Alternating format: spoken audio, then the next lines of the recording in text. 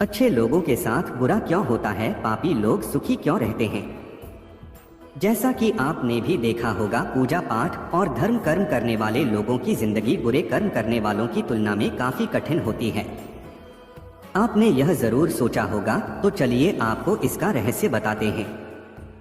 मैं आपको एक कहानी सुनाता हूँ जिसके माध्यम से आप समझ पाएंगे कि हर प्राणी को उसके कर्म के अनुसार ही फल मिलता है। अगर कोई अच्छा कर्म करता है तो उसे अच्छा फल मिलता है, और अगर कोई बुरा कर्म करता है तो उससे उसे दुख मिलता है। एक गांव में दो आदमी रहा करते थे। उनमें से एक बड़ा ही धार्मिक था और रोज मंदिर जाया करता था और भगवान की पूजा किया करता था। लेकिन दूसरा आदमी नास्तिक था और वह भी रोज मंदिर जाया करता था और वह वहां से जूते चप्पल और दान पेटी से धन चुराया करता था। एक दिन उस गांव में बहुत जोर की बारिश हो रही थी और उस वक्त मंदिर में पुजारी के अलावा और कोई नहीं था। नास्तिक वाला आदमी मंदिर गया और उसने तुरंत ही सारा धन चुरा लिया और वहां से चला गया। उसी समय आस्तिक वाला आदमी भी मंदिर गया और भगवान की पूजा करने लगा। उसी समय मंदिर के पुजारी ने उसे देख लिया और उसे ही चोर समझ लिया। गांव के बाकी लोग भी आ गए जिनसे बचकर वह भागने लगा। रास्ते में वह एक वाहन से टकरा गया और घायल हो गया। आस्तिक आदमी को वह व्यक्ति मिला जिसने मंदिर में चोरी की थी। कुछ समय के बाद दोनों व्यक्तियों की मृत्यु हो गई और वहां पर आस्तिक व्यक्ति ने यमराज से पूछा कि उसके साथ ऐसा क्यों हुआ।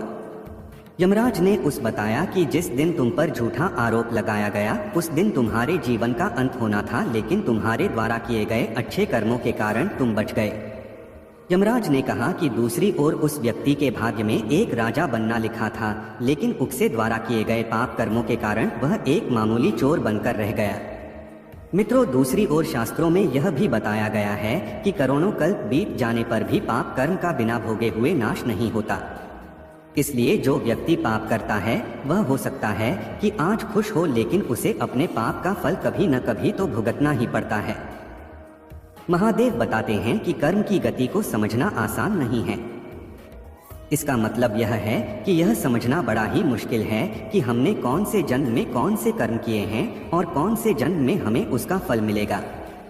हो सकता है जिस पाप के कारण आज आपके साथ बहुत बुरा हुआ वह आपने हजारों जन्मों पहले किया हो।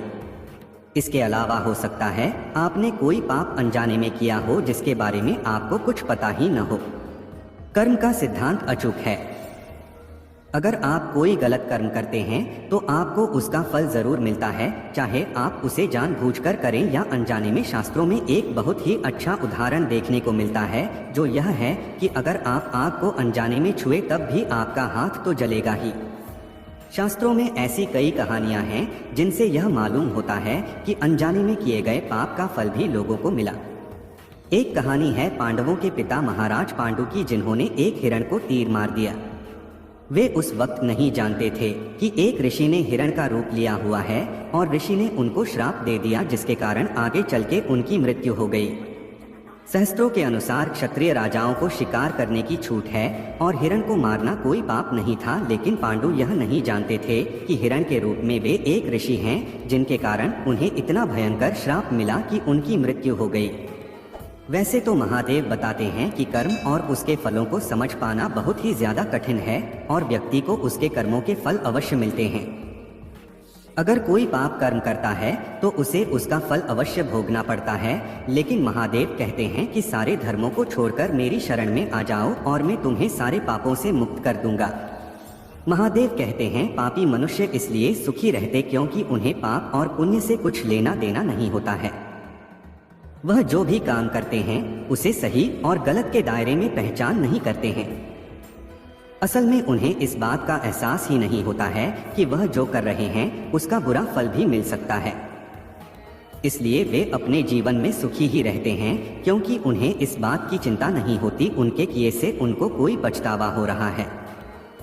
जैसे ही इंसान पाप और पुण्य के बारे में सोचता है और कोई गलत काम करता है, तब वह मानसिक रूप से परेशान होता है और अच्छे काम करने के लिए प्रेरित होता है। वह अपने काम में ध्यान देता है और कभी भी ये नहीं सोचता है कि उसने कोई गलत काम किया है, जब तक कानूनी रूप से उसे कोई सजा नहीं मिल जाती है। इसलिए पापी इंसान भी सुखी रहता है।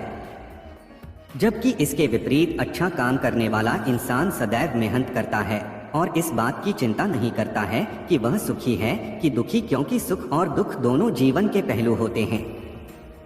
वास्तव में जो अंदर से सुखी है वही ईमानदार इंसान है। और अधिकतर लोग ये भी सोचते हैं कि मेरे साथ ही ऐसा क्यों होता है कि जब भी किसी बुरे इंसान को देखता हूँ तो उसके और अपने बीच अपने आप ही मेरा दिमाग तुलना करने लगता है। इसके पीछे क्या कारण है? ऐसा आपके साथ ही नहीं हर उस व्यक्ति के साथ होता है जो जीवित है, लेकिन हर मनुष्य इस घटना को अपने अलग अलग तरीके से देखता है। मनुष्य के पास सबसे धारदार हथियार है बुद्धि।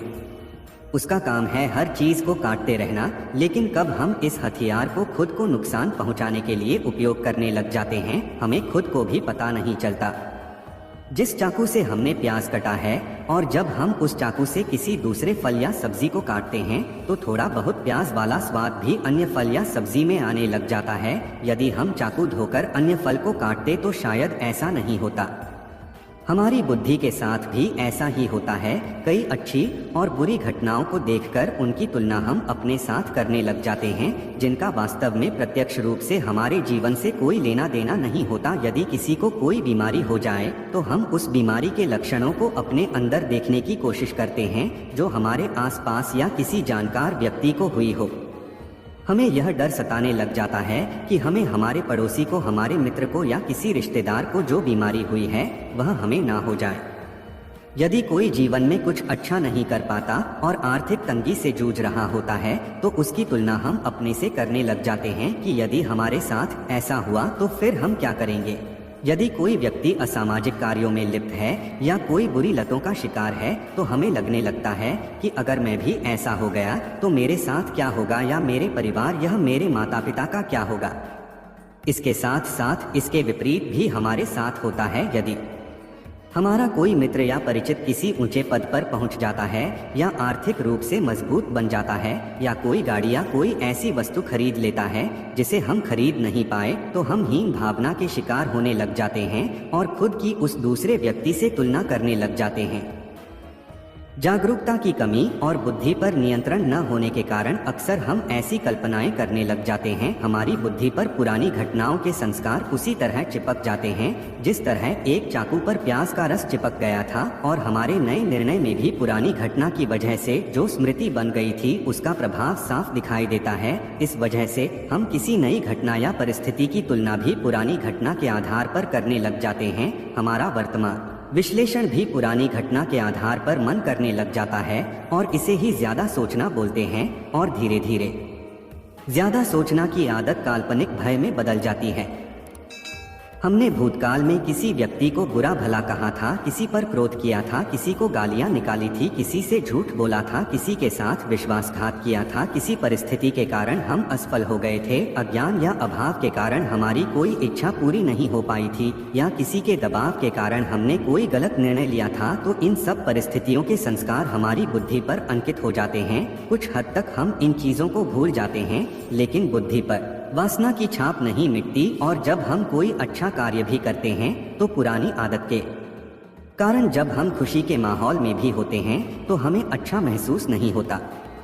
मनुष्य की आदत होती है पर्दे पर क्या चल रहा है उसको देखने की, और उसी के आधार पर हम दूसरों से खुद के जीवन की तुलना करते हैं। पर्दे के पीछे क्या चल रहा है इसको लेकर हमारे मस्तिष्क को कोई मतलब नहीं रहता। हम यह सोचना भूल जाते